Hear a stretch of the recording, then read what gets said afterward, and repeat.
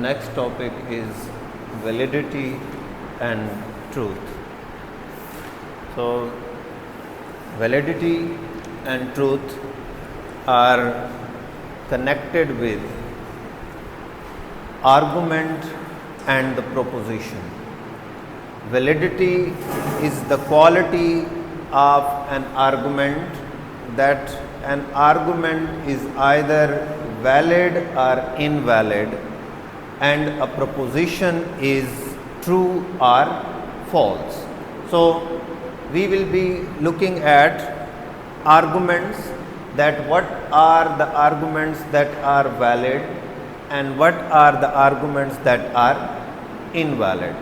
And then we will be looking at the propositions as well, that what are true propositions and what are false propositions and what is their connection with the argument. So, when we look at the valid argument, कि valid argument क्या होता है? Valid argument वो argument होता है जिसके अंदर आपकी पहली दो प्रोपोजिशंस होंगी और उन प्रोपोजिशंस की बेस के ऊपर जब आप कंक्लूजन निकालते हैं और वो कंक्लूजन उन्हीं दो प्रोपोजिशन के अंदर जो बात की गई है उसी को फॉलो करते हुए कंक्लूजन देता है, तो उसको हम कहते हैं this is a valid argument. For example, जिस तरह कल हमने देखा कि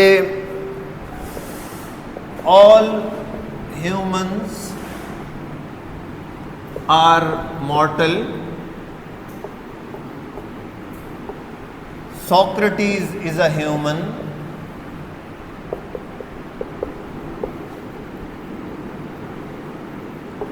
therefore Socrates is mortal. So when you look at these two propositions, all humans are mortal and Socrates is a human, तो कंक्लूजन किसको फॉलो कर रहा है? इन दो के अंदर जो डेटा प्रोवाइड किया गया है उसी की बेस के ऊपर ही हम कंक्लूजन निकाल रहे हैं. तो जब आप पहले दो प्रोपोजिशंस को देखते हुए एक कंक्लूजन निकालते हैं और वो उसी प्रोपोजिशंस के प्रोवाइड किए हुए डेटा के मुताबिक होता है, तो उस आर्गुमेंट को हम क्या कहते हैं? वैलिड आर्गुमेंट कहते हैं. और अगर आपका argument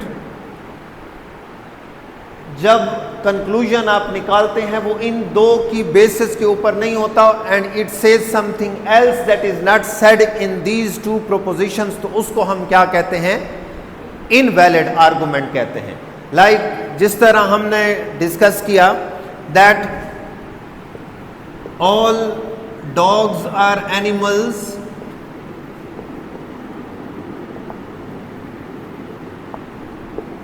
all cats are animals,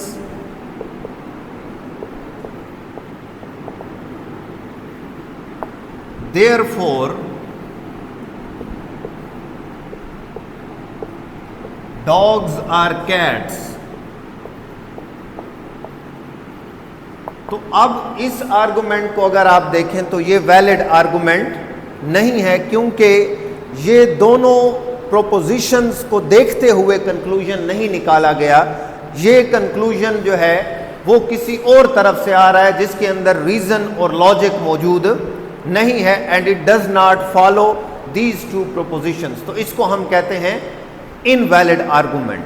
so valid argument is that argument जो पहली दो प्रोपोजिशंस के अंदर डेटा आपको प्रोवाइड किया गया है उसी की बेस पे आप कंक्लूजन निकालते हैं, दैट इज वैलिड आर्गुमेंट. और जब आपको पहली दो प्रोपोजिशंस दी गई है और आपका जो कंक्लूजन है वो उन्हीं के अंदर प्रोवाइडेड डेटा की बेस पे नहीं होता, तो उसको हम क्या कहते हैं? इनवैलिड आर्गुमेंट है. वेरी सिंपल, ठीक है.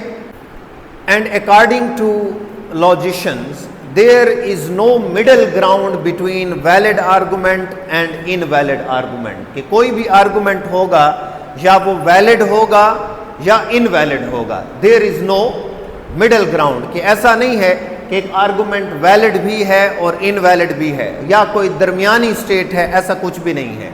An argument is either valid or it is invalid. Valid argument की हम एग्जाम्पल देख लेते हैं।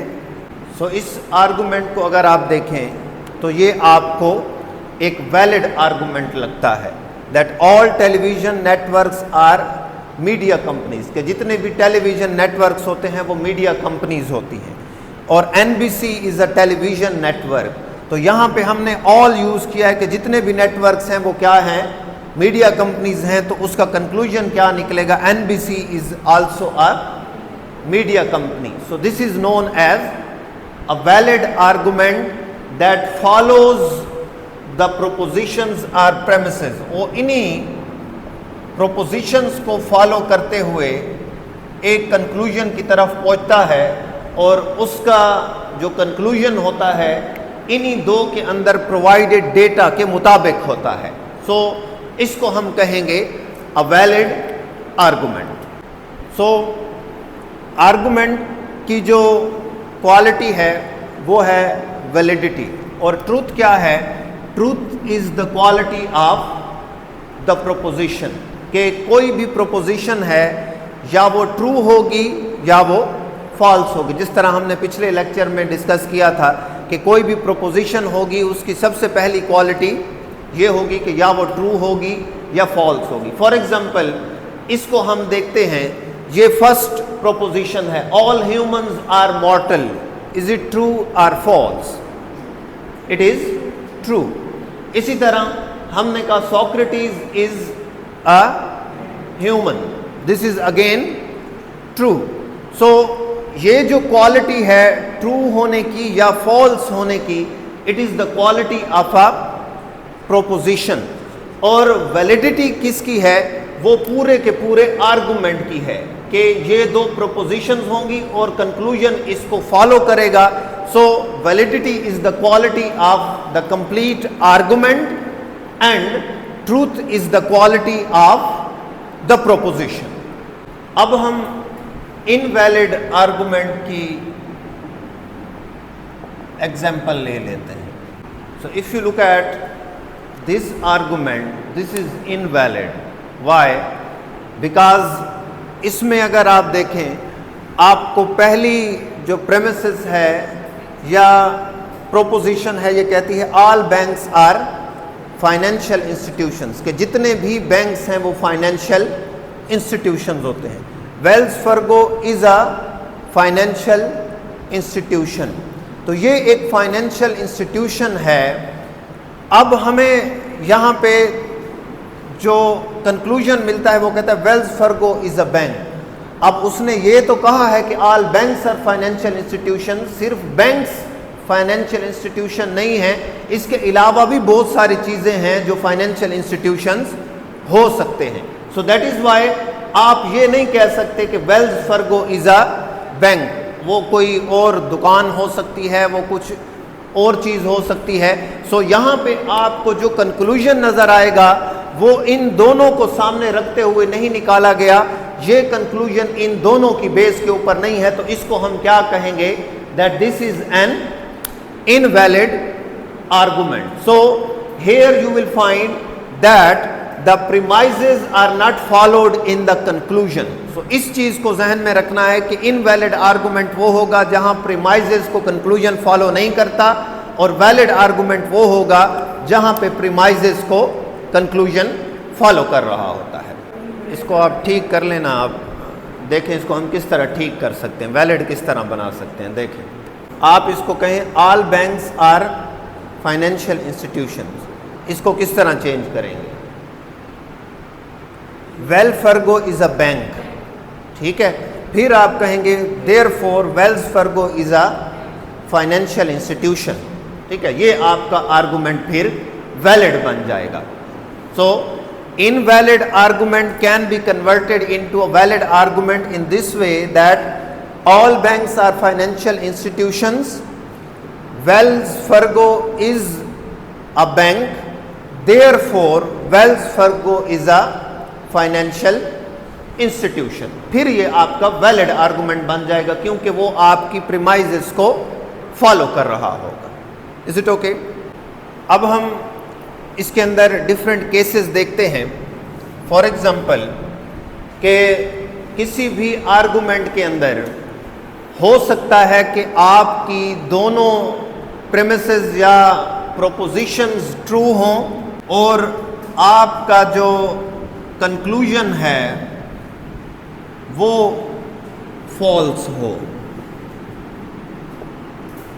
फॉर एग्जाम्पल, आप अगर इसी आर्गुमेंट को देख लें, इसके अंदर आपकी दोनों जो प्रेमिसेस हैं वो दोनों ट्रू हैं, लेकिन फिर भी आपका जो कंक्लूजन है वो क्या है? फॉल्स है। तो हम इसको क्या कहेंगे कि आपका आर्गुमेंट इनवैलिड है। Try to understand that. ये बात भी ट्रू है, all banks are financial institutions. ये बात भी ट्रू है that Wells Fargo is a financial institution. लेकिन जब आप कंक्लूजन को देखते हैं, conclusion does not follow the premises and it is false and invalid, तो तब आप क्या कहेंगे कि आपका आर्गुमेंट इनवैलिड हो सकता है इवन दो आपकी प्रीमाइजेस या प्रोपोजिशंस ट्रू भी हों। ठीक है, तो ये फर्स्ट केस आ जाएगा इसके अंदर। सेकंड क्या होगा कि अगर आपकी प्रीमाइजेस या प्रोपोजिशंस फॉल्स हैं, फिर भी आपका कंक्लूजन या आपका आर्गुमेंट जो है वो वैलिड हो सकता है। अब इसमें हम ये देखते हैं, मॉबी डिक जो है वो एक नावल है और वो लिखा है हरमन मेलविल ने। ठीक है, और वो साइंस फिक्शन नावल भी नहीं है। ठीक है, अब हम पहली प्रोपोजिशन को या प्रेमिसेस को देखते हैं, तो हम कहते हैं Moby Dick is written by Shakespeare. तो आपकी पहली प्रीमाइज जो है फॉल्स है। दूसरी क्या है? Moby Dick is a science fiction, ये भी फॉल्स है। लेकिन इन्हीं दोनों को देखते हुए आपने जो कंक्लूजन निकाला, therefore Shakespeare wrote science fiction, ये जो आपका कंक्लूजन है ये वैलिड है। किस लिए? कि आपने इन्हीं दो प्रीमाइजेस को देखते हुए अपना कंक्लूजन निकाला है। तो हमने वैलिड आर्गुमेंट की ये डेफिनेशन की थी कि उसका कंक्लूजन अपनी प्रीमाइजेस को फॉलो करता है। तो हो सकता है आपकी जो प्रीमाइजेस हैं वो दोनों फॉल्स हों, लेकिन फिर भी आपका जो आर्गुमेंट है वो वैलिड हो सकता है, because it is following the data that is given in the first two premises. इस बात की समझ आ गई है जी। लॉजिक के अंदर जब हम इन दो चीज़ों को देखते हैं ना, वैलिडिटी एंड ट्रूथ को, तो लॉजिक में आप आर्गुमेंट को जब भी जज करते हैं तो उसकी वैलिडिटी को देखते हैं, आप उसके अंदर ट्रूथ और फॉल्स की वैल्यू को लेके नहीं आते। ठीक है, और ट्रूथ और फॉल्स किसका होगा? प्रोपोजिशन या प्रीमाइजेस का होता है। तो अब हम इसको जब एज प्रीमाइज देखेंगे, इसको और इसको, तो हम इसके अंदर ट्रूथ को देखेंगे, और जब हम इसको एज एन आर्गुमेंट देखेंगे तो फिर हम देखेंगे कि ये वैलिड आर्गुमेंट है या ये इनवैलिड आर्गुमेंट है।